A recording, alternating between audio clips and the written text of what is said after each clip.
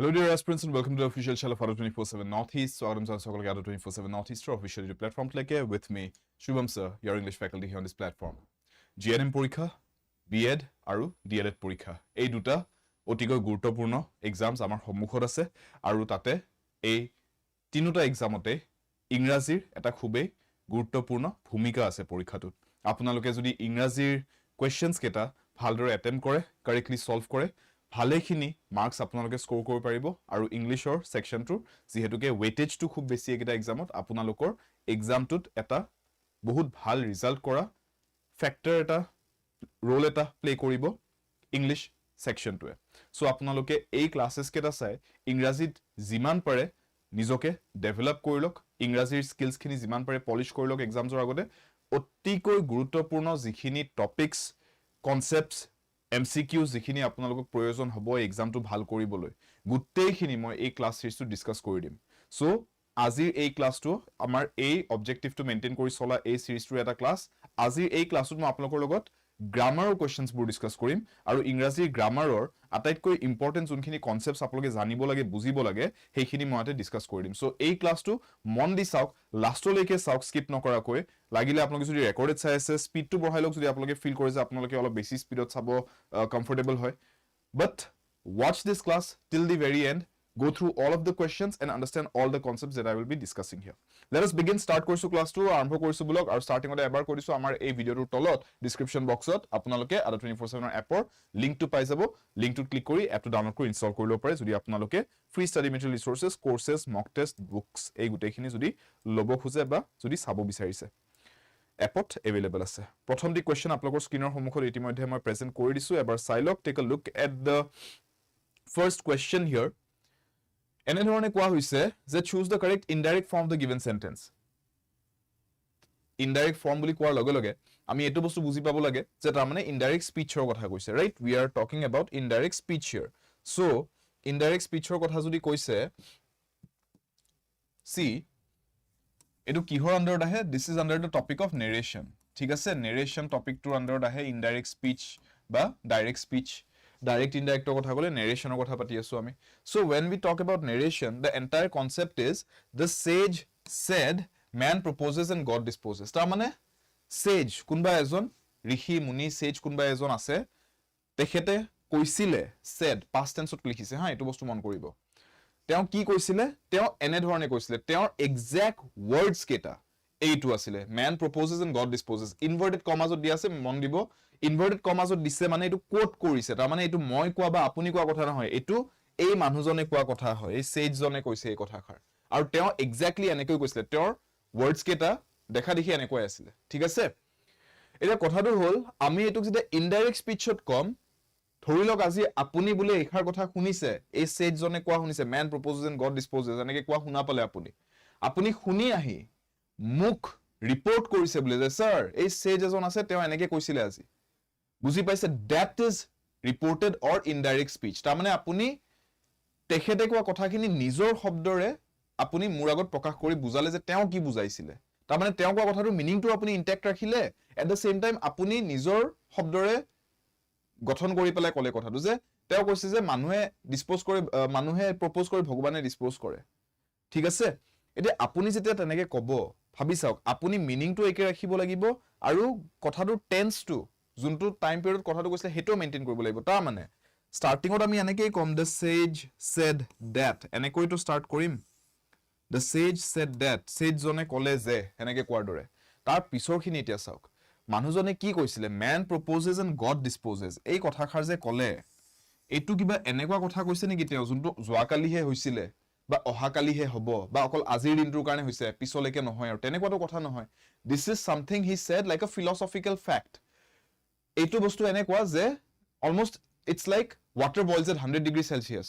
100 degree সেলসিয়াছলৈকে যদি গৰম কৰি দিয়া পানী উতলিব ধৰিব, হেতু কি 100 বছৰ আগতে হৈছিল নেকি বা যোৱাকালিহে হৈছিল নেকি? আজি নহয় নেকি? আজিও হয়। আজিহে হৈছে নেকি? অহাকালিলৈকে নহব নেকি? অহাকালিলৈকে হ'ব। 100 বছৰ পিছতো একেই হ'ব। water will boil at 100 degree celsius, but that is basic physics। so এটো তেনেকুৱা কথা, এটো এটা ফ্যাক্ট হয়। this is a fact বা philosophical fact যেনেকৈ ক'ব খোজে বা এটা বিলিফ এটা। সো এটো বস্তু মই লাগে ডাইৰেক্ট স্পিচতে কওঁ বা ইনডাইৰেক্ট স্পিচতে নিজৰ ওয়াৰ্ডছত এক্সপ্ৰেছ কৰিয়ে কওঁ, ময়তো এনেকৈ ক'ব লাগিব ন যে man proposes and God disposes man proposed God disposed past tense কেলে কম এইবোৰ কথা আৰু man propose বুলি ক'লে তো subject verb agreement টো ভুল man proposes হ'ব লাগে man propose নহয় যেনেকৈ আমি he goes বুলি কওঁ he go বুলি নকওঁ man proposed আকৌ past tense কিয় লিখিম বুজি পাইছে so therefore বাকিবিলাকত ক'ত কি কাটিছো গম পাইছে ন so these three options are wrong correct answer is option 1 clear so এইটো বস্তু মনত ৰাখক এইটোত আমি কি শিকিবলগীয়া আছে যেতিয়া আপুনি ট্ৰিকটো চাওক যেতিয়া আপোনাক ডাইৰেক্ট স্পিচত এনেকুৱা কিবা এটা স্টেটমেন্ট দি থোৱা আছে যোনটো জুনে নকক কিয় সেই কথাটো সেজ পাতি জিয়ে নিলিখক ইয়াতে এনেকুৱা যদি এটা স্টেটমেন্ট দিছে ইনভাৰ্টেড কমাছৰ ভিতৰত যোনটো এটা ফ্যাক্ট হয়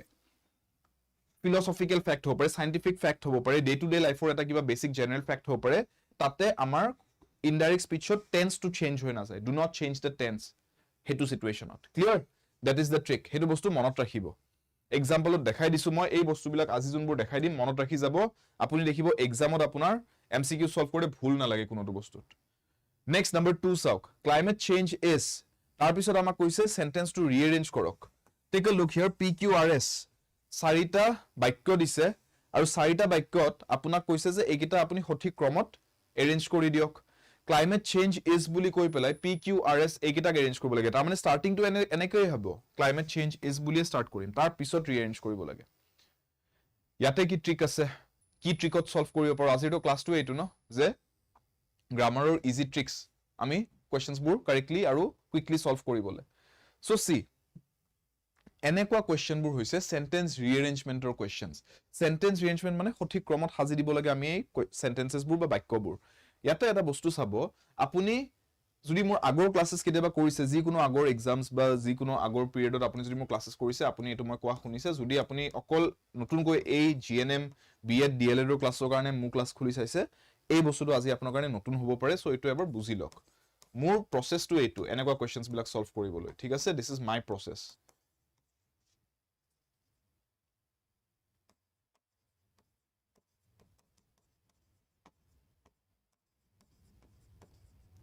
এই তিনটা বস্তু opening pair opening sentence closing sentence আৰু ম্যান্ডেটৰি পেয়াৰ তাৰ মানে কি মই এটো চাও যে এই অপশনস কেটা যে দিয়া আছে মই এগিটাক এটা এটাকে ফিল্টাৰ কৰো হা মই কেতিয়াও এই বস্তুবিলাক পঢ়ি নাচাও কাৰণ এখনটো গুটেই খেলিমেলিয়ে হৈ আছে এখন পঢ়ি কি লাভ হ'ব সো মই চাও অপশনস কি দিয়া আছে কাৰণ অপশনসৰ ভিতৰৰ চাৰিটা অপশনসৰ ভিতৰৰ পৰাই কোনবা এটাটো আনসাৰ হ'ব লাগিব so I let the options guide me মই এটো চাও যে ভাল ওপেনিং সেন্টেন্স কোনটো বনিব পাৰে যেনেকৈ আপুনি চাব with the বুলি কৈ পেলাই আপুনি এটা সেন্টেন্স স্টাৰ্ট নিদিয়ে জেনাৰেলি ৰাইট সো এটো কেতিয়াও স্টাৰ্টিংত আহি যাব নহয় মই হেতু বস্তু জানো কিন্তু এটো কোৱেশ্চনত অলৰেডি আমাক স্টাৰ্টিং বা ওপেনিং টো দিয়াই আছে সো ইয়াতে মই ওপেনিং চাই ইমানটা লাভ নহব so I will go to the next best thing that is the closing sentence যে ক্লোজিংত কি লিখিব পাৰি এন্ডত কি লিখিব পাৰি যেনেকৈ আপুনি মন কৰক এটো আপুনি কোনো পইণ্টে লাষ্টত লিখি ফুল ষ্টপ দিব পৰা সেন্টেন্স নহয় অফ বুলি কয় বাৰ্নিং অফ ফুল ষ্টপ দি দিব নোৱাৰে বাৰ্নিং অফ কিবা এটাটো লিখিব লাগিব তাৰ পিছত সো তাৰ মানে sentence R can never be written at the end এটো যোনটো লিখিছে R টো লাষ্টত লিখি দিছে কেনেকৈ লিখিব পাৰিব পসিবল নহয় সো এই অপশনটোৱে ভুল তাৰ মানে এনেকৈ অপশনটোক মই এলিমিনেট কৰি দিব পাৰো বুজি পাইছে সো ক্লোজিং স্টেটমেন্টৰ বেসিছত ওপেনিং স্টেটমেন্টৰ বেসিছত আমি এনেকৈ অপশনস এলিমিনেট কৰিব পাৰো তাৰ মানে and this is what I do opening চাও ক্লোজিং চাও আৰু যদি ওপেনিং ক্লোজিং চোৱাৰ পিছতো মোৰ যদি দুটা তিনটা অপশন ৰৈ গৈছে তেতিয়া I go to the mandatory pair mandatory pair মানে কি জানেনে এনেকুৱা দুটা সেন্টেন্সৰ পাৰ্টস যোন দুটা একেলগে লিখিবই লাগিব আৰু এটা পাৰ্টিকুলাৰ সিকোয়েন্সত লিখিব লাগিব নহলে বেলেগ অপশনে নাই এটা সেন্টেন্সৰ পৰা এইটো সেন্টেন্সৰ পৰা নেক্সট কোনবা এটা বেলেগ সেন্টেন্সলৈকে যোৱা যেনেকৈ এইটো যে মই কলো যে বাৰ্নিং অফ লিখাৰ পিছত ফুল ষ্টপ দিব নোৱাৰি ইয়াতে কিবা এটাটো লিখিব লাগিব বাৰ্নিং অফ হোৱাট কি বাৰ্ন কৰা কথা কৈ আছে সো মই ইয়াৰ পৰা নেক্সট কলৈকে যাব পাৰো সেই বস্তুটো চাই লব পাৰো burning of a broad topic এটা নজলাই ক্লাইমেটক নজলাই কি হক জলাই fossil fuels burn কৰা হয় yes we burn fossil fuels no that makes sense so sentence r or পিছত sentence s লিখিবই লাগিব বেলেগ একো লিখিব নাই r p r q লিখিব নোৱাৰে r f this is wrong ইয়াতে r s আছে আৰু ইয়াতে r s আছে এতিয়া মই দুটা অপশন পাই গলো যোন দুটাত এই sequence to mandatory pair to correctly meet হৈছে তে মই এটো চাব পাৰো যে s ৰ পিছত q লৈকে যাব পাৰি নে s ত ফুল ষ্টপ দি দিব লাগিব so fossil fuels and change in land cover and biodiversity full stop মই যদি এটো অপশনৰ মতে পঢ়ো আৰু যদি মই এটো অপশনৰ মতে পঢ়ো তেতিয়া হলে এনেকুৱা হ'ব climate change is with the effects of sense নবনে ন ইজ বুলি কৈ ইজ উইথ লিখিব পাৰে নেকি বাট হেতু নকৰি মই যদি সেন্টেন্স কিউ লেকে আহো climate change is a broad topic এই যোনটো স্টাৰ্টিংত দিয়া আছে ইয়াৰ পিছত কিউ লিখাটো বেছি সেন্স বনে ন so therefore 4 has to be the right answer বুজি পাইছে এইটো এটা ম্যান্ডেটৰি পেয়াৰ যে ওপেনিং সেন্টেন্স যোনটো দিয়া আছে তাৰ পিছত কিউ লেকে যাব লাগিব বেলে কোলেকেও যাব নোৱাৰি ক্লিয়াৰ সো এইবোৰ কোৱেশ্চনছত rearrangementৰ কোৱেশ্চনছত always check the options don't read the sentences options check কৰক optionsত কি দিয়া আছে a b c d কেটাত ঠিক আছে a b c d কেটাৰ ভিতৰত এটা এটাকে এলিমিনেট কৰিবলৈ চাওক আৰু এলিমিনেট কৰিবলৈ আমাৰ ফাউন্ডেশনাল বেসিসটো কি opening statement closing statement আৰু mandatory pairs অলৰাইট এটো সিকোয়েন্সত যেতিয়া কৰিব সদায় একুৰেট আনসাৰ ওলাব আপোনাৰ you will never be wrong in these questions আপোনাৰ ভুল আনসাৰ ওলোৱাৰ চান্সে নাই কিয় কাৰণ আপুনি এলিমিনেট কৰিব যেতিয়া অপশনস বোৰ আপুনি সব যেতিয়া ভুল অপশনস বিলাক এলিমিনেট কৰি দিব you will always be left with only the correct answer next number 3 to sauk however even after independence in 1947 british expatriate firms did not suddenly dash from india it whether vocabulary question মাজতে quickly practice কৰাই দিছো চাই লওক কি লিখিম ইয়াতে the correct word will be চাওক কনসেপ্টটো বুঝক ইন্ডিপেন্ডেন্সৰ আগতে বহুত বিজনেস ফাৰ্মস আছিল ব্ৰিটিছৰ যোনবিলাকে কি কৰিছিল ইন্ডিয়াত ইনভেস্ট কৰিছিল নিজৰ পইচা ইনভেস্ট কৰিছিল যে ইন্ডিয়াত আমি অলপ ইনভেস্ট কৰিম ইন্ডিয়াৰ পৰা আমাৰ প্ৰফিট হ'ব বাট যেতিয়া ইন্ডিয়া ইন্ডিপেন্ডেন্ট হৈ গল কি লগালগ গুটেই ব্ৰিটিছ প্ৰাইভেট ফাৰ্মস পাতিবিলাকো খেদাই দিলে নেকি নাই কৰোৱা গভৰ্ণমেণ্টখন ইন্ডিয়াই নিজে বনাইছে বাট যোনবোৰ বাহিৰা ফাৰ্মস পাতি আছিল হিয়তে আছিল কিছু দিনলৈকে লাহে লাহে যেতিয়া দেখিছে যে নাই আমাৰ বস্তু নচলিব ইয়াতে বেছি আমি বেলেগলৈকে শিফট কৰো সো হিয়তে লাহে লাহে গ্ৰেজুৱেলি ফেড আউট হৈছে লগালগ গুছি যোৱা নাই সো আগতে কি কৰিছিল ইনভেস্ট কৰিছিল ইয়াতে কি কৈছো যে ঘপককে ইনভেষ্টমেন্টৰ উল্টাটো কৰা নাছিল ইনভেষ্টমেন্টৰ উল্টাটো কি হ'ব ডাইভেস্ট কৰা বুলি কয় they did not suddenly ডাইভেস্ট from India okay এই ওয়াৰ্ডটো কাৰেক্ট হ'ব বুজি পাইছে কনসেপ্টটো বুজি পাইছে ফৰ্মে কি কৰে ইনভেস্ট কৰে ইনভেস্ট কৰাৰ পিছত যদি দেখে যে লছত গৈ আছে বা চলা নাই বিজনেসটো কি কৰিব পইচাটো উলিয়াই দিব পইচাটো ঢালাটোক যদি ইনভেস্ট কৰা কয় পইচাটো উলাই দিয়াটো কি বুলি কয় ডাইভেস্ট কৰা বুলি কয় ঠিক আছে কনসিক্ৰেট ওয়াৰ্ডটো ইয়াতে ইউজ নহয় স্টুডেন্টস আপোনালোকে বহুত থ্ৰী কৈছে কনসিক্ৰেট নহয় কনসিক্ৰেট কৰা মানে কি কনসিক্ৰেট কৰা মানে যেতিয়া ধৰিলক এটা জায়গা বুলে স্থাপন কৰিছে বুলে যে এটা মন্দিৰ এটা পাতিম আমি বা কিবা ৰিলিজিয়াছ কিবা এটা টেম্পল মছজিদ ৰাইট বা কিবা তেনেকুৱা ৰিলিজিয়াছ কিবা এটা তাতে বনাম বুলে প্লেস অফ worship এটা তেতিয়া কয় যে মাটিখিনি কনসিক্ৰেট কৰা হৈছে হেনেকুৱা সেন্সত ইউজ কৰা হয় not in this sense okay next one Ravi gave you the information question mark Ravi gave you the information question mark কি কৈছে choose the option that is the correct passive form of the sentence আপোনালোকৰ এক্সামত narration আৰু voice changer questions আহিবই ঠিক আছে ইংলিশৰ সেকশনত narration আৰু voice changer questions আহিব আৰু maximum students গণ্ডগোলটো গৈ narration voice changerতে লাগে সো মই আজি এই কাৰণে এই দুয়োটা টপিকৰ questions ৰাখিছোৱে কৈ প্ৰেক্টিস কৰাবলৈ আপোনালোকক আৰু কেটামান বস্তু বুজাই দি আছো ইয়াতে মই আপোনালোকক যাতে আপোনালোকৰ ইজি হৈ যায় questions বোৰ সলভ কৰাটো passive voiceত লিখিব দিছে তাৰ মানে কি তাৰ মানে this sentence is an active voice দুটাইটো voice আছে ইংলিশত active and passive ঠিক আছে Ravi gave you the information question mark দি দিছে সো চাওক information to দিয়া কথাটো কোনে information to দিয়া কামটো কোনে কৰিব ৰবিয়ে কৰিব ন Ravi is the one who is supposed to give the information কথা কাৰ বিষয় পাতি আছো ৰবিৰ বিষয় পাতি আছো ঠিক আছে যে ৰবিয়ে information to দিলে নে নাই আপোনাক so Ravi is the subject in the sentence s বুলি লিখিছো তাৰ মানে subject মানে ৰবিৰ বিষয় পাতি আছো so Ravi is the one of the main topics of the sentence he is a subject right verb to কি activity to কি ক্ৰিয়া to কি এটো gave ঠিক আছে বুজি পাইছে কাক দিব ইনফরমেশন টু আপোনাক দিব আপুনি কি you are one of the objects in this sentence তাৰ মানে ইনফৰমেশন যে দিব কাক দিব প্ৰভাৱটো কাৰ ওপৰত পৰিব ইনফৰমেশন দিয়াৰ আপোনাৰ ওপৰত পৰিব সো ক্ৰিয়াটোৰ প্ৰভাৱটো যাৰ ওপৰত পৰে তাক অবজেক্ট বুলি কয় সো আপোনাক ইনফরমেশনটো দিব you are one of the objects কি দিব আপোনাক ইনফরমেশন দিব সো এই যে ইনফরমেশন বুলি কলে এটো এটা অবজেক্ট সেন্টেন্সত যে কি দিব এই দিয়া একশনটোত কি দিয়া কথা কৈছে object right information will be provided so or information will be given so this is object number 2 ta mane subject verb object bujok juntu mool bikhoy bostu sentence rut tak ami subject buli ko juntu main topic sentence ro amar Ravi bikhoy patibo bisarisu Ravi information dile na nai dia subject action to verb buli koa hoy ki kriya kora hoise ki activity information dia so giving is the verb kak dibo information to apunak dibo you are one of the objects a giving action to effect to apunar upor poribo দিব কি exactly information so information যে provide কৰিব, that will be the thing that will be given, no? এই activity tour component এটা ইও হয়, ই object এটা হয়. So দুটা object আহি গল. So now remember students, easy বস্তু এটা কৈ আছো.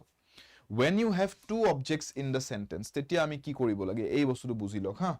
Explain কৰি দিছো, বুজি লওক. কোনবাৰ যদি এই টপিকটোৰ কনফিউজন আছে, এইটো ক্লিয়াৰ হৈ যাব. Generally, আমাৰ subject এটা থাকে, verb এটা থাকে, object এটা থাকে sentenceত. চাই লওক. SVO, হেতুকে কোৱা হয় active voice sentenceৰ main structure to subject, verb, object. এটা object থাকে generally. এটা object থাকিলে easy হয়. আমি কি কৰো সাবজেক্টটোক লাষ্টত লৈ যাও, অবজেক্টটোক স্টাৰ্টিংত লৈ আহো, ভাৰ্বটোক মাজতে ৰাখো, কিন্তু ভাৰ্বটোক আমি থাৰ্ড ডিগ্ৰীত লিখো। যেনেকৈ sing বুলি যদি দিয়া আছে ভাৰ্বটো, singৰ থাৰ্ড ডিগ্ৰী কি? sing, সেকেন্ড ডিগ্ৰীত sang, থাৰ্ড ডিগ্ৰীত sang। সো প্যাসিভ ভয়েসত মানে sang বুলি লিখিব লাগিব। হেতুৱে কথা থাৰ্ড ডিগ্ৰী বুলি যেতিয়া কৈছো। সো জেনাৰেলি স্ট্ৰাকচাৰটো এইটো হৈ থাকে, V3 মানে third degree of the verb আৰু সাবজেক্টটো লাষ্টত গুচি যায় ইয়াতে। বাট নাও সি ইয়াতেতো আমাৰ অবজেক্ট এটাই আছিল, সেইকাৰণে আমি এটো লিখাৰ পিছত মাজত এটা হেল্পিং ভাৰ্ব ললো, টু বি ভাৰ্ব বুলি কলো, TBV, আৰু ইয়াতে বাই বুলি লিখি দিয়া হয়। This is the basic structure of passive voice sentence. কিন্তু যেতিয়া আমাৰ অবজেক্ট দুটা হৈ যায়, তেতিয়া কি কৰিম? তেতিয়া আমি যিকোনো এটা অবজেক্টৰ পৰা স্টাৰ্ট কৰিব পাৰো, any of the two objects. মই ইউ বুলি স্টাৰ্ট দিব পাৰো বা দ্য ইনফৰমেশন বুলি স্টাৰ্ট দিব পাৰো। কিন্তু কথাটো হ'ল টেন্সটো মই একে ৰাখিব লাগিব, কাৰণ ভয়েস চেঞ্জত এটা যদি ইম্পৰ্টেন্ট বস্তু মন ৰাখিব লগা আছে, there will be no tense change. ইয়াতে টেন্সটো কিহত আছে? পাষ্ট টেন্সত আছে, gave is in the past tense, right? So মই কেনেকে লিখিম? হ্যাজ দ্য ইনফৰমেশন বুলি কম জানো? হ্যাজটো মই প্ৰেজেন্ট পাৰফেক্ট টেন্সতে ইউজ কৰো, সো এইটো ইউজ নকৰো। ঠিক আছে? হ্যাভ দ্য ইনফৰমেশন, চাওক ইনফৰমেশনটো সিঙ্গুলাৰ বস্তু, হ্যাভ কিয় লিখিম? ঠিক আছে? আৰু যদি এনেকে লিখো, you have been given the information question mark, এটো তো question mark দিব লগা সেন্টেন্স হৈ থকা নাই এটো, you have been given the information, এটো স্টেটমেন্ট হৈ গল, এটো question হৈ থকা নাই। সো ইয়াতে এনেকে লিখা বা এনেকে লিখা বা এনেকে লিখাটো ভুল হ'ব। আমি লিখিব লাগিব past tenseতে। চাওক past tenseত আছে ন gave, was বুলি লিখিছো past tenseতে, was যিকোনো এটা অবজেক্ট স্টাৰ্টিংত ল'ব পাৰি। ইয়াতে was বুলি যদি লিখিছো, ইনফৰমেশন লিখিব লাগিব, was the information। বাকি সব কি আছে ন? চাওক এইটো সেকেন্ড ডিগ্ৰীত আছিল ভাৰ্বৰ, হয় নে? গেভ বুলি যদি লিখিছো, this is the second degree of the verb, ইয়াতে থাৰ্ড ডিগ্ৰীত লিখিছো, হয় নে? গেভৰ থাৰ্ড ডিগ্ৰী কি? Given, given to you, this is the second object, যোনটো আমাৰ অবজেক্ট নম্বৰ 2 আছিল। By Ravi, by plus subject আহিল নে? তাৰ মানে স্ট্ৰাকচাৰটো একেই মেইনটেইন হৈছে, জাস্ট আমি কি কৰিছো, আমি এটা অবজেক্ট স্টাৰ্টিংত লিখিছো আৰু এটা অবজেক্ট ভাৰ্বৰ থাৰ্ড ডিগ্ৰী পিছত লিখিছো। Object 1 starting on, object 2 third degree of the verb or পিছত। কথাটো বুঝক, দুটা অবজেক্ট থাকিলে তাৰ মানে আপোনাৰ কামটো একদম simple. You start with any one of the objects, use the helping verb, write the third degree of the verb। ইয়ালৈকে সব একেই আছে, এই নৰ্মেল ৰুলটো। এটা যে এক্সট্ৰা বস্তু আহি গৈছে আমাৰ সেকেন্ড অবজেক্টটো, হেতু ইয়াৰ পিছত লিখি দিব, verb third degree লিখাৰ পিছত। তাৰ পিছত বাকিখিনি একে থাকিব, by plus subjectটো একে থাকিব লাষ্টত।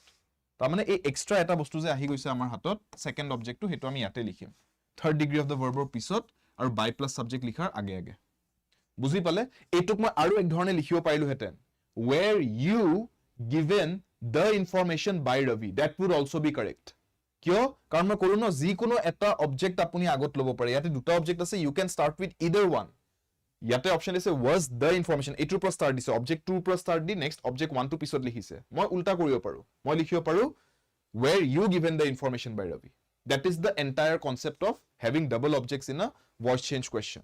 ঠিক আছে?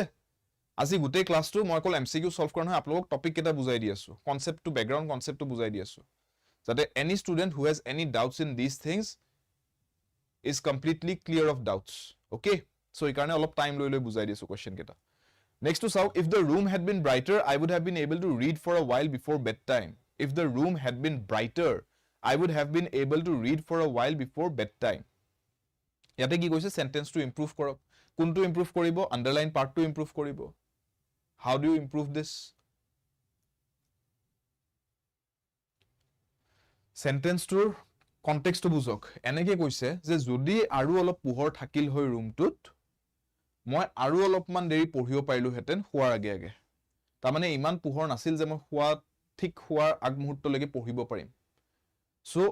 ইয়াতে হেতু ক'ব বিচাৰিছে, যদিহে পোহৰ থাকিলে হেতেন, it's an imaginary situation or it's a hopeful situation, wishful thinking বুলি যে আমি কওঁ।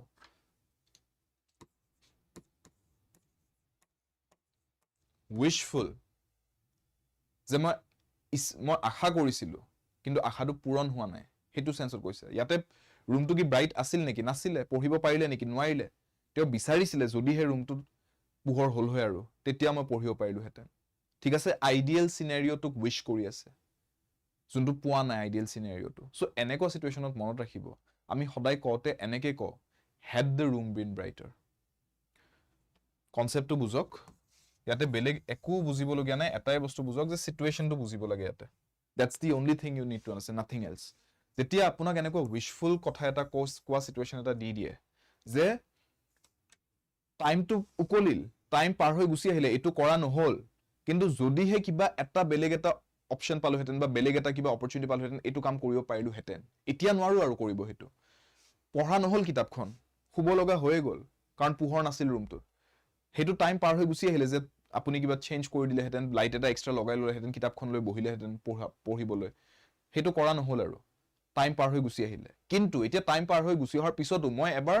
উইশ কৰিছো যে যদি যোৱাকালি ৰাতি অলপ দেৰিলৈকে পোহৰ থাকিলে মই অলপ দেৰি আৰু পঢ়িব পাৰিলো হেতেন I am wishful about the past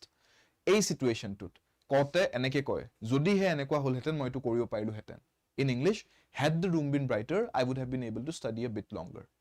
this is how we speak this is how it's said in English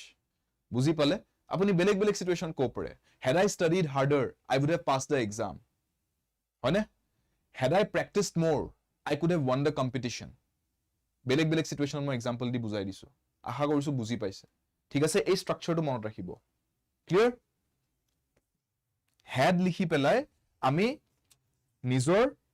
ideal সিনাৰিও বা আইডিয়েল যোনটো আমাৰ ফ্যাক্টৰ আছিল হেতু কৈ দিও যে মই যদিহে আৰু প্ৰেক্টিস কৰিহেতেন had I practiced harder হেনেকৈ ঠিক আছে his powerful desire brought about his downfall his powerful desire brought about his downfall তাৰ মানে কি কি কব খুইছে ইয়াতে আৰু এটা বস্তু মনত ৰাখিব brought কৈছে ন brought is the past tense of bring ठीक है इजी याद रख सकते हो यहाँ पे भी BR है यहाँ पे भी BR है आरु bought BOUGHT without the R that is the past tense of buy ठीक है क्लियर एटु बस्तु कंफ्यूज न हो brought आरु bought ৰ মাজত বহুত ষ্টুডেন্টৰ গন্ডগোল লাগে for a stranger কাৰণে মিনময় yes এটা স্পেসিফিক কোৰ্স আহি আছে আজিয়ে মই হেতৰ ক্লাছৰ এটা ষ্টাডি প্ল্যান এটা মই প্ৰভাইড কৰা হৈছে টিমক এছে আৰু প্ৰেসি ৰাইটিংৰ বাবে আপোনালোকৰ সো হেতুৰ এটা পাৰ্টিকুলাৰ কোৰ্স আহিব এপত আপোনালোকে পাই যাব ঠিক আছে মিনময় এছে আৰু প্ৰেসি আছে ইংলিশৰ for a stranger তাৰে কোৰ্সটোত হেখিনি কৰাম মই এছে আৰু প্ৰেসি Nikhil see his fatal desire no sauk simple bostu eta bujo kisuman bostu englishot ene koano students apunaloke olopman olop logic logabologia hobo ঠিক আছে ইংলিশৰ গ্ৰামাৰ ভোকাবুলাৰি এবিলাক তো এপ্লাই কৰিবই লগতে অলপ কিছুমান বস্তুত লজিক এপ্লাই কৰিবলগিয়া হয় ঠিক আছে ইয়াতে ডাউনফল বুলি কৈছে মানুহৰ যে পতন ঘটা বুলি কয় ঠিক আছে ডাউনফল বুলি কৈছে ডাউনফল মানে মৃত্যু বুলি কোৱা নাই ডাউনফল মানে মানুহজনৰ মৃত্যু হল বুলি কোৱা নাই মই ঠিক আছে ডাউনফল মানে মানুহজনে ধৰিলক সাকসেস পাই আছিল কিবা সাগে মাজতে ভুল কাম বা বেয়া কাম বা কিবা এটা গৰ্বৰ কৰিলে ডুবি গল গুটেই প্ৰফিট যিমান কৰিছিলে যিমান সাকসেস পাইছিলে সব ডুবি গল হেতুক ডাউনফল বুলি কোৱা হয় পতন ঘটা ঠিক আছে মানুহ মৃত্যু হৈ যোৱাটো কোৱা নাই সো আপুনি যদি কয় হিজ ফেটাল ডিজায়াৰ ফেটাল মানে কি মৰাত্মক যোনটো বস্তু মানুহৰ মৃত্যু ঘটাই দিব পাৰে ঠিক আছে হেতুক ফেটাল বুলি কয় সো ইয়াতে ফেটাল শব্দটো অনাটো ঠিক নহব সেন্স নবনিব ইয়াতকে বেটাৰ অপচন ডেফিনেটলি পাই যাম আমি ঠিক আছে হিজ ইন্টেন্স ডিজায়াৰ কৈ আছে এজনে ঠিক আছে ইন্টেন্স ডিজায়াৰ ভাবিছক ইন্টেন্স মানে কি ইন্টেন্স মানে তীব্ৰ ইচ্ছা গৈছে কিবা এটা মানুহ এজনৰ এতিয়া মানুহ এজনৰ হ'ব পাৰে ইন্টেন্স ডিজায়াৰ থাকিব someone could have an intense desire for success যে মই যেনে তেনে সাকসেস পাব লাগিব মই কষ্ট কৰিম লাগে ঠিক আছে মানে একদম মই ঘাম তেজ এক কৰি দিম কিন্তু মই সাকসেস পামে that is intense desire so intense desire হল বুলে মানুহজনৰ ডাউনফল যে হ'ব হেতু লজিকটো বনে নেকি এই লজিকৰ কথাটো তাতে হুদি আছো মই so that does not make sense either ঠিক আছে but এটা বস্তুত মানুহৰ ডাউনফল হ'ব পাৰে যে মানুহ এজনৰ যদি পাৱাৰ যে মোক যেনি তেনি পাৱাৰ লাগে পাৱাৰৰ কাৰণে এটা বোলে ডিজায়াৰ আছে ঠিক আছে হেতুই কিন্তু ডাউনফল আনিব পাৰে কিয় কাৰণ মানুহ এজন যদি অকল পাৱাৰ পইচা লাগে পাৱাৰ লাগে দৌৰি থাকে তেতিয়া কি হ'ব আন মানুহৰ লগত তেওঁৰ বেয়া হৈ যাব ৰিলেশনছবোৰ কাৰণ তেওঁ মানুহক মানুহ বুলি নাভাবে অকল পাৱাৰ পইচা চিনি পায় আৰু তেতিয়া কি হয় মানুহে মানুহ নোহোৱাকে কেতিয়াও চলিব নোৱাৰে পৃথিৱীখনত আপুনি পইচা বহুত কৰি ল'ব পাৰিব পাৱাৰ বহুত আনি ল'ব পাৰিব কিন্তু মানুহৰ যদি সাপোৰ্ট নাথাকে আপোনাৰ লগত আপুনি কেতিয়াও ৰাইজ কৰিব নোৱাৰে you will fall down right বেলেগ কোনো হলে মানুহে ঠগি দিব আপোনাক কাৰণ আপোনাক ভাল নাপায় কোনোৱে so his desire for power that makes sense যে পাৱাৰৰ বাবে যোনটো তেওঁৰ এটা ডিজায়াৰ এটা স্বাৰ্থ এটা আছিল that is the right sentence আৰু ইয়াতে কি ভুল হৈ আছে his powerful desire এটা পাৱাৰফুল হ'ব পাৰে মানুহ আজি আপোনাৰ খুব ভোক লাগিছে বোলে আপোনাৰ বোলে চিজ কেক খাব মন গৈছে বহুত ইচ্ছা গৈছে আপোনাৰ চিজ কেক খাব it's a very powerful desire হ'ব পাৰে হেতু কাৰণে যে আপোনাৰ ডাউনফল হ'ব তেনেকুৱা একো কথা নাই লিখোতে এনেকে নিলিখো পাৱাৰফুল ডিজায়াৰ যদি ডাউনফলে হৈছে ডিজায়াৰটো কাৰণে আমি কম হিজ ডিজায়াৰ ফৰ পাৱাৰ ঠিক আছে that is what we will say clear so ইয়াতে বুজিবলগীয়া বস্তু এইটো যে আমি এডজেক্টিভটো কেনেকৈ ইউজ কৰিছো এটা পাৱাৰফুল বুলি এডজেক্টিভ এটা দি পেলাই যেতিয়া ডিজায়াৰটো বুজাইছো এইটো ভুল হৈ গৈছে মিনিংটো বেলেগ হৈ গ'ল কথাটো যে ডিজায়াৰটো খুব পাৱাৰফুল আছিলে আমি হেতু ক'ব খোজা নাই আমি ক'ব খুজো তেওঁৰ ডিজায়াৰ এটা আছিলে কিহৰ বাবে পাৱাৰৰ বাবে বুজি পালে সেন্টেন্সটো গঠন কৰোতে তাৰ মানে কি মিনিংত ক'ব খুজিছো আৰু সেই মিনিংটো ফুটি উঠিছে নে নাই সেন্টেন্সত হেতু চাব লাগিব clear there is a vast difference between powerful desire and desire for power Next, all jobs are respectable dash of their nature. Irrespective, irresponsible, immaterial, irrelevant. তাৰমানে কৈছে যিয়ে চাকৰি নকৰক কিয় মানুহে সব চাকৰি যেনেকৈ চাকৰিয়ে নহওক কিয় সবে সন্মানীয় চাকৰি হয় কাৰণ মানুহে কাম কৰাটো এটা সন্মানীয় কথা আপুনি একো নকৰাকে বহি থাকি তেনেকে থকাটোহে বেয়া ঠিক আছে কিন্তু নিজৰ সাৰ্ভাইভেলটো নিজৰ হাতত লৈছে নিজৰ গ্ৰোথ নিজৰ ফুলফিলমেন্টটো নিজৰ হাতত লৈছে নিজৰ পৰিয়ালৰ সেফটিটোৰ কাৰণে আপুনি আৰ্ন কৰিবলৈ কিবা এটা কাম কৰিছে হেতু কাৰণে আপুনি লাগে জাৰুৱেই দিছে কৰবাত গৈ আপুনি বাসনেই ধুইছে আপুনি অটো চলায় আপুনি ৰিক্সা চলায় আপুনি কৰবাত পঢ়ায় আপুনি কৰবাত সফটৱেৰ ইঞ্জিনিয়াৰৰ কাম কৰি আছে আপুনি কৰবাত বেংকত কাম কৰি আছে আপুনি পুলিচত কাম কৰি আছে বা আপুনি কোম্পানী এটা খুলিছে বিজনেস এটা খুলিছে যিয়ে নকৰক আপুনি কাম হয় সো হেতু কথা কৈছে যে যি নেচাৰৰে কাম নহওক কিয় কাম হয় আৰু সব কামতে আপুনি ভাল মনেৰে যদি কাম এটা কৰিছে এটো ৰেসপেক্টেবল হয় সো লিখোতে কি লিখিম আমি এটো ক'ব লাগিব যে নেচাৰ যিয়ে নহওক কিয়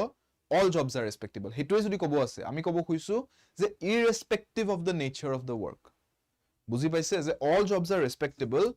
irrespective of the nature যে নেচাৰটোক এক্সক্লুড কৰি তাৰ মানে no matter the nature হেনেকে কৈছো no matter what the nature of the work is clear হেতুকে irrespective word to use কৰে ঠিক আছে he sent a word to me that he would be coming late he sent a word to me তাৰ মানে কি কৈছে খবৰ দিছে তাৰ মানে নোটিফাই কৰিছে sent a word তাৰ মানে এটো নোটিফাই কৰা কথা কৈছে to notify হেতু বস্তু বুজাইছে তাৰ মানে ইয়াতে যে আপোনাক খবৰ দিছে আপোনাক জনাইছে যে মই মোৰ লেট হ'ব মই দেৰিকৈ আহি পাম সো সেন্টেন্স টু ইমপ্ৰুভ কৰিবলৈ হলে sent a word নিলিখি কি বেলেগ লিখিব লাগে yes Mitali Bitumoni yes a বুলি লিখিম right the correct answer has to be a যে তেওঁ মোক জনালে he notified me he informed me or he sent word বুজি পাইছে যে কাৰবাৰ হটুৱাই সাগে মোক ইনফৰমেশনটো দিয়াইছে ঠিক আছে কোনবা আহি কৈছে আপোনাক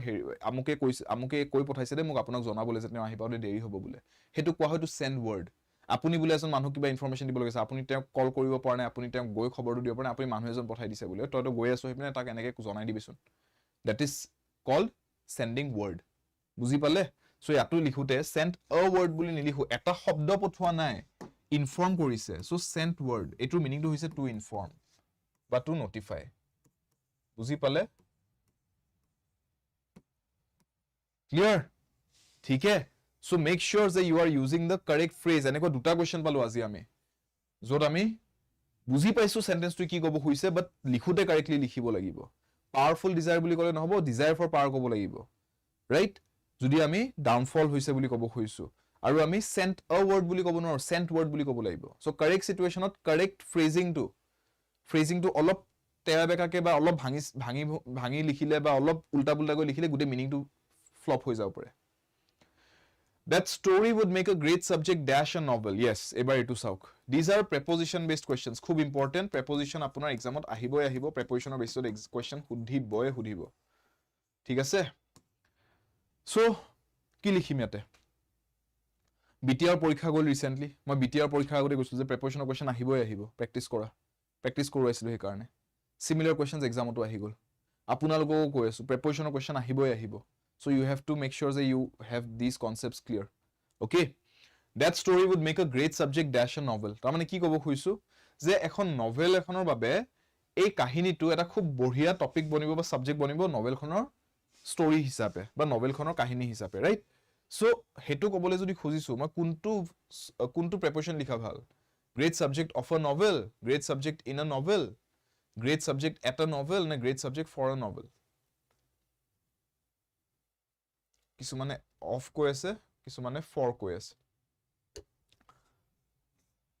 আপুনি অসমীয়াত ক'লে কেনেকৈ ক'ব কথাটো? যে এখন নভেলৰ বাবে বঢ়িয়া কাহিনী পালো, ৰাইট? যে নভেল এখনৰ বাবে এটা বঢ়িয়া কাহিনী পালো।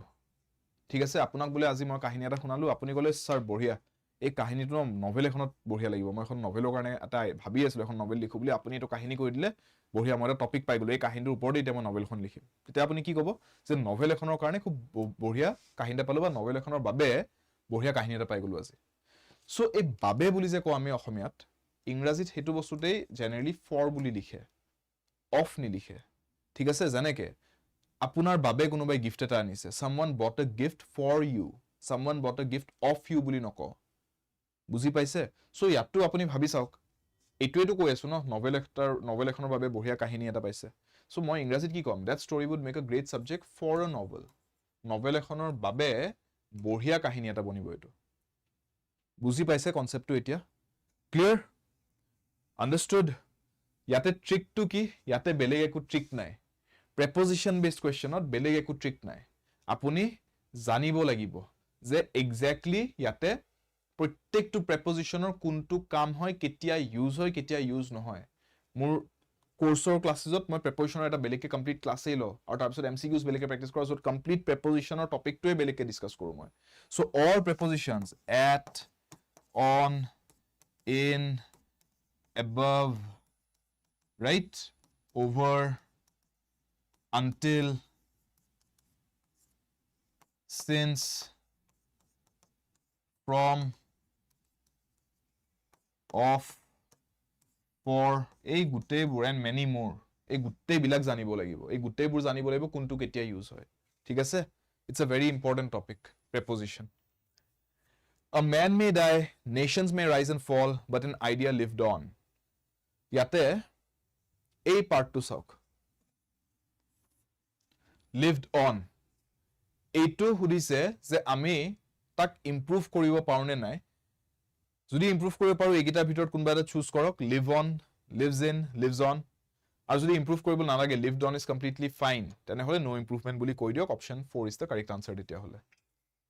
সেন্টেন্সটো পঢ়ি চাওক, lived on ৰ জায়গাত কিবা বেলেগ লিখিব লাগিব নেকি চাওক, নালাগে যদি অপশন 4 is the answer।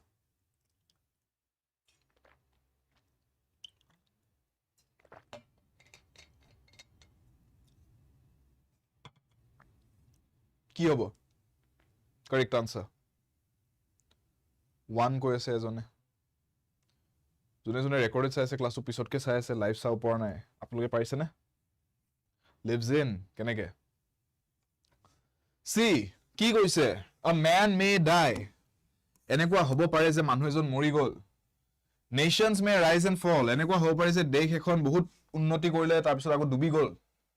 কিন্তু আইডিয়া এটা, কিবা এটা কনসেপ্ট, কিবা এটা আইডিয়া, সি কি হ'ব? বাট বুলি কৈছে ন, তাৰ মানে কি? মানুহ মৰিব পাৰে, দেশ ডুবি যাব পাৰে, কিন্তু তাৰ মানে এইটো উল্টাটো ক'ব খুজিছে। কিন্তু মানে কি? বাট বুলি ক'লে সদায় কন্ট্ৰাষ্ট বুজাও আমি। কন্ট্ৰাষ্ট মানে কি? Difference বুজাও, right? ইটোতকে কিবা ডিফাৰেন্ট ক'ব খুজিছো। তাৰ মানে ইয়াতে মানুহ মৰি আছে, ইয়াতে দেশ ডুবি আছে, কিন্তু বুলি কৈ ললো। কিন্তু আইডিয়াটো কি হ'ব? আইডিয়াটো ইয়াৰ উল্টাটো হ'ব, সি ডুবিও নাযায়, মৰিও নাযায়, সি কি সদায় জীয়াই থাকিব। সো তাৰ মানে আইডিয়া সদায় যদি জীয়াই থাকে, ৰাইট, সেইটো কেনেকে কম? বাট এন আইডিয়া। আৰু চাওক এই গোটেই ষ্টেটমেন্টটো কেনেকে কৈছে সেইটো চাওক।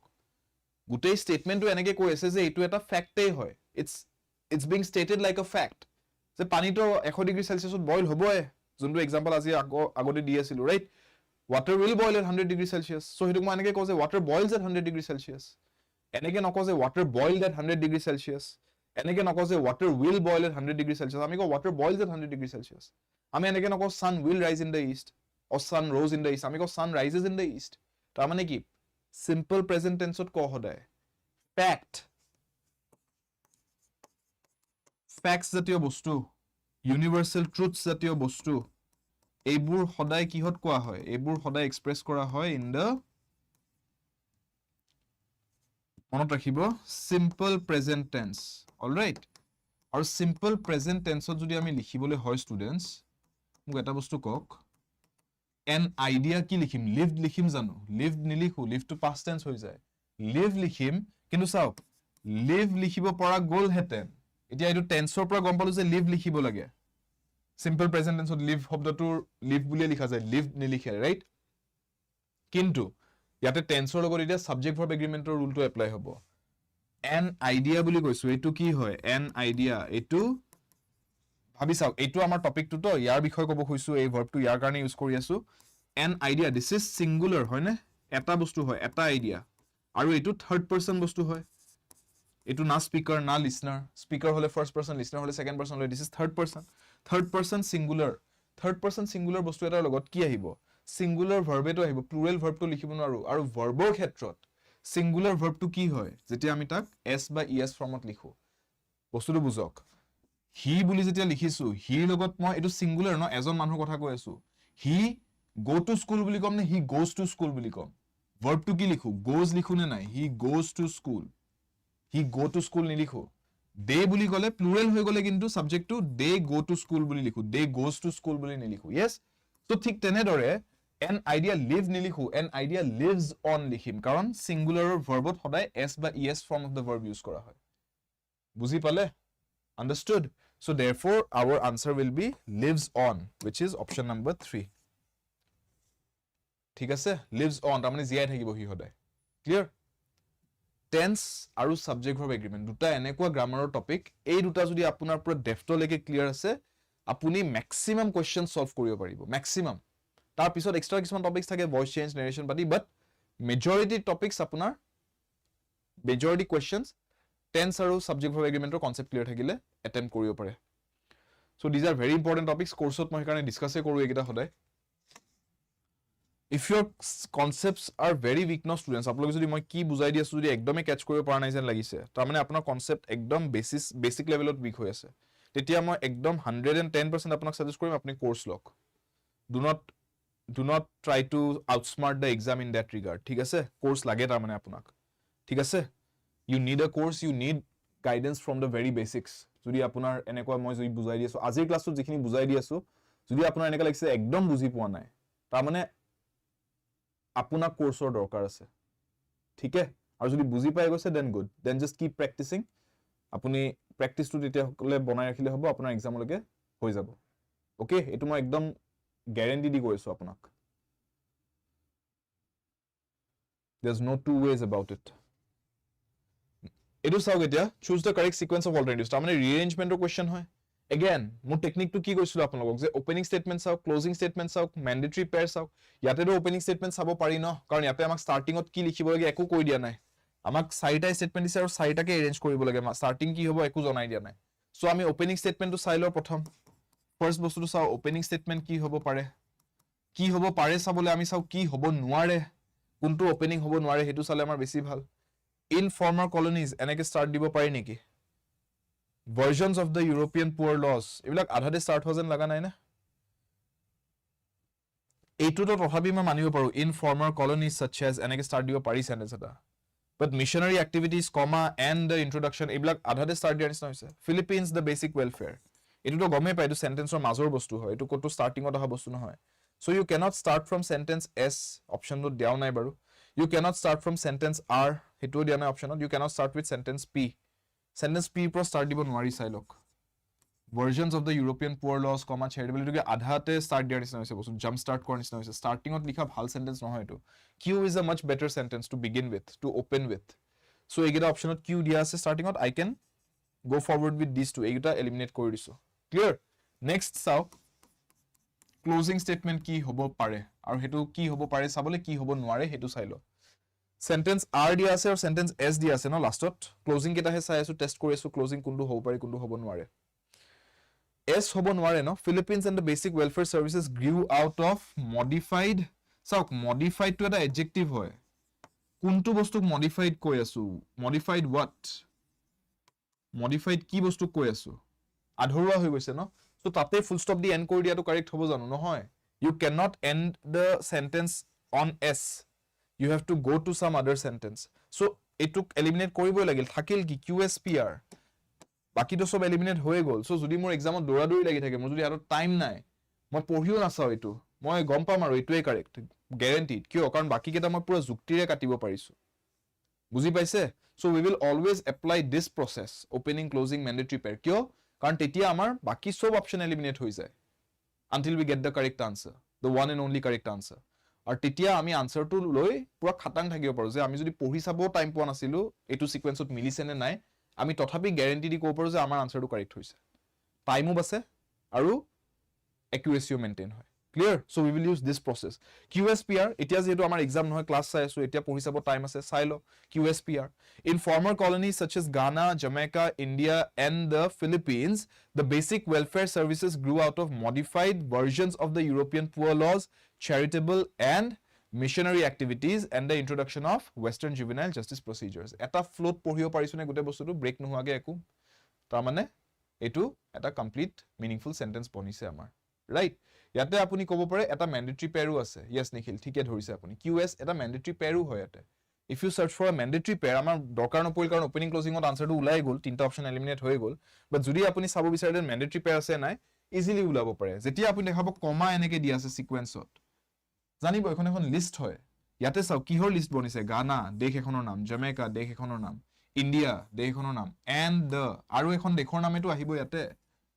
লিস্ট এখন বনাই গৈছো দেশৰ নাম লিখি গৈছো আৰু এখন দেশৰ নাম আহিব কোড আছে দেশৰ নাম এটো Philippines so Ghana, Jamaica, India and the Philippines Q আৰু S has to be a mandatory pair Q আৰু S বাকি কতো একেলগে নাই চাওক অকল ইয়াতে আছে so this is definitely the correct answer বুজি পালে so এই স্ট্ৰ্যাটেজিটো এপ্লাই কৰিব all right next take a look at this sentence has been divided into 5 segments again rearrange কৰিব লাগে একেই টেকনিক এবাৰ মই একো নক কিটিপ দেখাই দিছো ট্ৰিকটো দেখাই দিছো বেস্ট এপ্ৰোচ যি হয় দেখাই দিছো নিজে এপ্লাই কৰক এটা এপ্লাই কৰিব পাৰিছা নাই টেস্ট কৰি লওক ক্লাছতে পাৰা নাই যদি সুধিব বুজা নাই যদি সুধিব লাষ্টৰ অপচনটো ECDBA হয় আৰু এটা নো ৰিএৰেঞ্জমেন্ট ৰিকোয়াৰ্ড বুলি এটা অপচন দিয়া আছে অপচন ই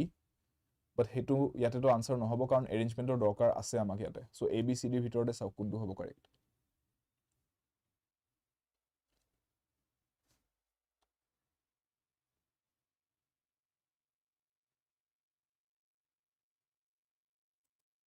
পটাপট সলভ কৰক এটো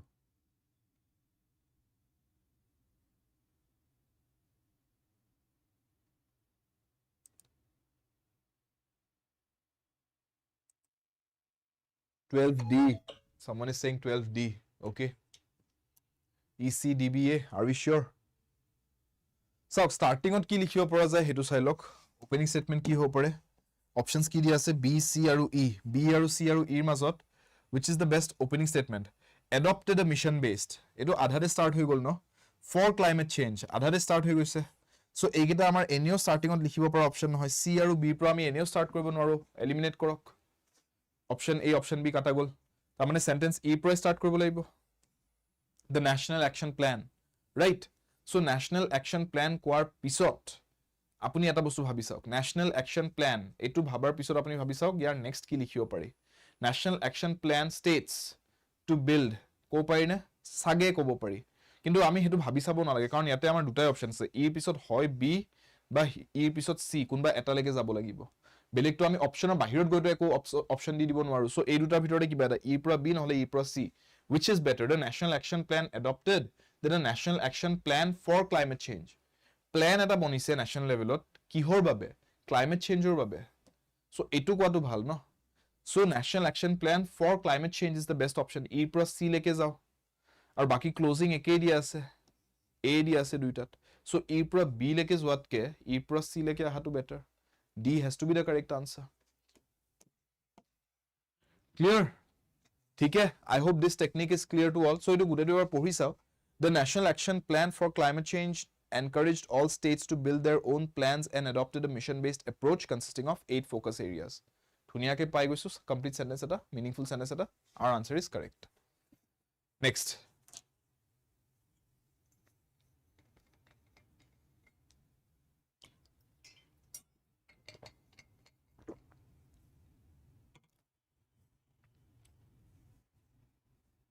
Again, ভাবি চাওক লাষ্টত আৰু এটা অপচন আছে হা লাষ্ট অপচনটো যদি আপোনালোকে দেখা পোৱা নাই ইয়াতে মই আৰু এটা অপচন দি থোৱা আছে option number E B.Ed E.C. This is another option.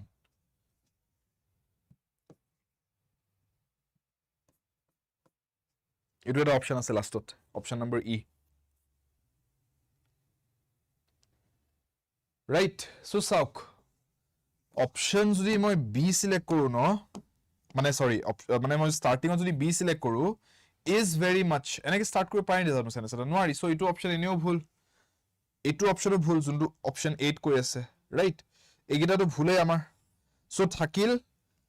B C আৰু D এইগিটা অপচন ইয়াতে চাও কি কৈছে C A আৰু D এইগিটা স্টাৰ্টিংত দিয়া আছে A হৈছে of the market economy network এনেকে স্টাৰ্ট হৈছে A পৰা এনেও স্টাৰ্ট কৰিব নোৱাৰি তাৰ মানে কাৰণ এইটো এটা স্টাৰ্টিংত লিখিব পৰা উপযুক্ত সেন্টেন্স নহয় it's gaping income disparities it's বুলি কাক ৰেফাৰ কৰি আছো একো এস্টাবলিশ হোৱা নাইতিয়ালে সো D পৰা স্টাৰ্ট কৰাটো উপযুক্ত নহয় সো D অপচনটো ভুল সো গুটেইবোৰ কটাই গল সো থাকিল কি অপচন নম্বৰ B অকল so B is the correct answer C B A D E has to be the correct answer easy হয় না got it it's easy when you solve it like this. So CBADE, the medical profession in the country, is very much a part of the market economy network, comma, its gaping income disparities and its private profit motivations. Clear? I'm sorry, dash, you can't come to the party. Again, preposition based question eta. Ki likhim? I'm sorry, dash, you can't come to the party.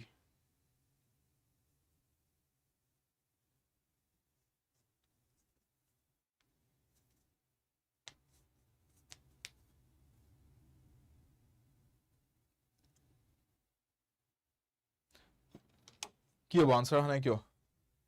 nobody has answered yet পটাপট answer দিব লাগে এবিলাকৰ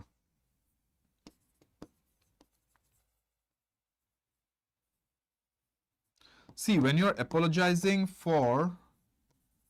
your own mistake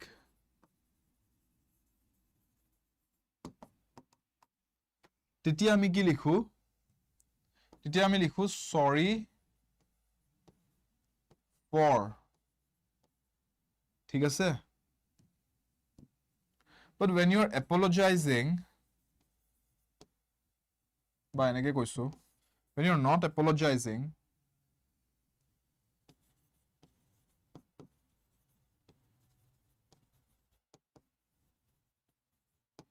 but rather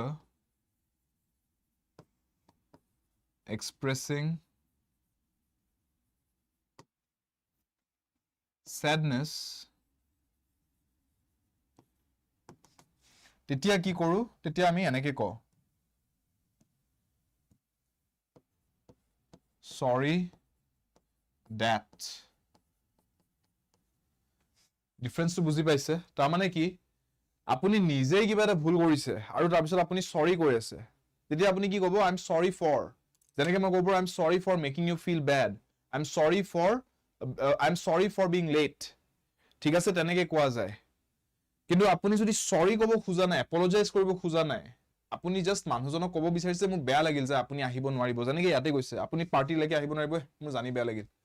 মই নিজৰ দুখটোহে বুজাব খুজিছো আৰু হেতু সেন্সত যদি মই সৰি ওয়াৰ্ডটো ইউজ কৰিছো সৰি ফৰ বুলি নকও তেতিয়া আমি কও যে I'm sorry that you couldn't make it I'm sorry that you won't be able to come to the party ঠিক আছে I'm sorry that you didn't pass the exam হেতু মোৰ একো ভুল নাই যেটো কাৰণে মই ক্ষমা খুজিছো মই জাস্ট মোৰ দুখ লাগিছে হেতুহে আপোনাক sadness to প্ৰকাশ কৰিছো বুজি পাইছে so therefore here we will say I'm sorry that clear answer to hobo I'm sorry that এই লজিক to মনত ৰাখিব okay finally এটা question দিছো ইয়াতে আপোনালোকক মই এটো আপোনালোকে ট্ৰাই কৰিব আজি সলভ কৰিবলে আনসাৰ to মই কমেন্ট সেকশনত জনাব কেনেকৈ সলভ কৰিব লাগে তো মই কৈছোৱে Try to solve this and let me know the answer in the comments. Okay? The cabinet decision last week to set up the international coalition. This is the opening of this sentence. এনেকে start হ'ব sentence টো. তাৰপিছত আমাক চাৰিটা parts দি আছে A, B, C and D. এইকেইটা কেনেকৈ correctly sequence কৰিব এইটো বস্তু চাই লওক. ইয়াতে মই options কেইটা দেখাই দিছো এবাৰ চাই লওক. গোটেইকেইটা options আপোনালোকে দেখাব পৰা কৰি দিছো. এক মিনিট ৰখি দিয়ক. Take a look at this. Take a look at all the options here. ঠিক আছে গোটেইকেইটা options দেখা পাইছে স্ক্ৰিনশ্বট লৈ ল'ব পাৰে বা পজ কৰি ল'ব পাৰে স্ক্ৰিনখন চাই ল'ব পাৰে এণ্ড সলভ কৰক এইটো ইজিয়েষ্ট ৱেত সলভ কৰিব যোনটো মই ক্লাছতো দেখাইছো তেনেকৈ সলভ কৰিব প্ৰেক্টিছ কৰক সেইটো মেথডে এপ্লাই কৰা আৰু তাৰপিছত আপোনালোকে ইয়াৰে আনসাৰটো মোক কমেন্ট সেকশনত জনাব ঠিক আছে অলৰাইট সো মই টিল দ্য এক্সাম এমসিকিউ ক্লাसेस তো কৰাই থাকিমে ষ্টুডেন্টস কিন্তু মাজে মাজে মই এনেকৈ কেইটামান সেকশন আনিম য'ত অলপ এক্সপ্লেনেশ্যনটো মই অলপ বেছি ফোকাস ৰাখিম যে কোৱেশ্চন কেইটা সলভ কৰিমেই but maybe কেইটামান ক্লাছ এনেকুৱা ৰাখো য'ত এক্সপ্লেনেশ্যনত অলপ বেছি ফোকাস কৰো কোৱেশ্চনছ লাগে অলপ কম হওক যাতে আপোনালোকৰ আন্ডাৰষ্টেণ্ডিংটো ষ্ট্ৰংগাৰ হওক নহলে এনে ব্লাইন্ডলি যদি আপোনালোকে অকল এমসিকিউজ প্ৰেক্টিছ কৰি গৈ থাকে কনসেপ্ট ক্লিয়াৰ নোহোৱাকৈ এক্সামত গৈ অসুবিধা পাব so I am focusing on keeping a balance maintaining a balance মই বিচাৰিছো যে প্ৰত্যেকজন ষ্টুডেন্ট যোনে ক্লাছ চাব আহি আছে on a regular basis আপোনালোকে এমসিকিউ প্ৰেক্টিছ কৰা হওক সপ্তাহটোত আৰু মাজে সময় দুটামান ক্লাছ এনেকুৱা পাওক য'ত আপোনালোকৰ কনসেপ্টত অলপ বেছি ফোকাস দি আছো মই নেক্সট যোনটো ক্লাছ আহিব অহাকালি আছে নেক্সট ক্লাছটো ঠিক আছে দ্যাট ইজ ওয়েডনেসডে মই যোৱাকালি মানডে ক্লাছ ল'ব পৰা নাছিলো কাৰণে আজি টিউজডে লৈছো আদাৰৱাইজ টিউজডে ক্লাছ নাথাকে আপোনালোকৰ অহাকালি তাৰমানে ওয়েডনেসডে দ্যাট ইজ 18 জুন 18 তাৰিখে যোনটো ক্লাছ হ'ব আপোনালোকৰ 18 জুনত তাতে মই আপোনালোকৰ লগত ডিসকাস কৰিম ভোকাবুলাৰীৰ বিষয়ে আটাইতকৈ ইম্পৰ্টেন্ট যোনখিনি ভোকাবুলাৰী কোৱেশ্চন প্যাটাৰ্নছ আছে এক্সামটোৰ কাৰণে এইখিনি ডিসকাস কৰিম অহাকালি class so tomorrow is going to be a very important class for all of you ঠিক আছে so do not miss tomorrow's class try to join in live those of you who can those of you who can't make sure যে আপোনালোকে recorded হলেও অহাকালি ক্লাছটো কমসে কম চাই লয় মিছ নকৰে যাতে ক্লাছটো কাৰণ কালিৰ ক্লাছটোত মই ভোকাবুলাৰী বহুত ইম্পৰ্টেন্ট বস্তু কিছুমান ডিসকাস কৰিবলৈ গৈ আছো specially for this 3 exams GNM B.Ed আৰু D.ELEd ঠিক আছে লগ পাম নেক্সট ক্লাছত আনটিল দেন টেক কেয়াৰ আৰু ক্লাছৰ টাইমিংটো আই হোপ সবে জানে সন্ধিয়া 5টা বজাত সোমবাৰ বুধবাৰ শুক্ৰবাৰ আমাৰ এইটো ৰেগুলাৰ টাইমিং আনলেস কিবা চেঞ্জেস থাকে যেনেকৈ যোৱাকালি মই লো পানিছিলো মানডে সেইকাৰণে মই আজি টিউজডে লৈ ললো but otherwise Monday Wednesday Friday regular timing next class Wednesday অহাকালি 18 জুনত থাকিব ভোকাবুলাৰী ইম্পৰ্টেন্ট ক্লাছ এটা Y577 টো মোৰ কোড হয় লিখি ৰাখিব পাৰে আপোনালোকে যদি আদা 24/7 ৰ কোৰ্স লয় অফলাইন কোৰ্সে হওক অনলাইন কোৰ্সে হওক আপোনালোকে Y577 কোডটো এপ্লাই কৰি পেলাই কোৰ্সটো জয়েন কৰিলে আদা 24/7 ৰ এপৰ মাধ্যমেৰে সদায় লোৱেষ্ট পসিবল প্ৰাইস আৰু লগতে অন্য অফাৰস अवेलेबल থাকিলে হেতু টাইমত অফাৰসও পাই যাব আৰু Y577 কোডটোৰ হেকত S এলফাবেটটো টাইপ কৰি দিব Y577S বুলি যদি কোৰ্সৰ বাহিৰে আপোনালোকে কিতাপ বা মক টেষ্ট বা প্ৰেক্টিস পেপাৰ যদি আপোনালোকে এপটোৰ মাধ্যমেৰে এভেইল কৰে লগ পাম ক্লাছত Y577 কোডটো লিখি ৰাখিব क्योंकि पढ़ेंगे साथ साथ विच आंसर्स कोड Y577 সেশন যদি ভাল পাইছে ভিডিওটো লাইক কৰি দিব শেয়াৰ কৰি দিব আপোনালোকৰ কোনবা যদি চিনাকিৰ মাজত কোনোবাই প্ৰিপেয়াৰ কৰিছে GNM পৰীক্ষাৰ বাবে বা B.Ed আৰু D.ELEd পৰীক্ষাৰ বাবেও আৰু কমেন্ট সেকশনত লাষ্ট কোৱেশ্চনৰ আনসাৰটো জনাব লগতে কিবা যদি পাৰ্টিকুলাৰ টপিকত ষ্টুডেন্টস আপোনালোকে অসুবিধা পাই আছে ইংৰাজীত মোক জনাওক কমেন্টছত I will make sure that I try to help you out through the classes and subscribe কৰা নাই যদি চেনেলকে সাবস্ক্ৰাইব কৰি লব আদা 24/7 নৰ্থ ইষ্ট পঢ়াব বেয়াদা সফলতাৰ বাবে আদা ইংৰাজীৰ বাবে Shubham sir until next time take care see you soon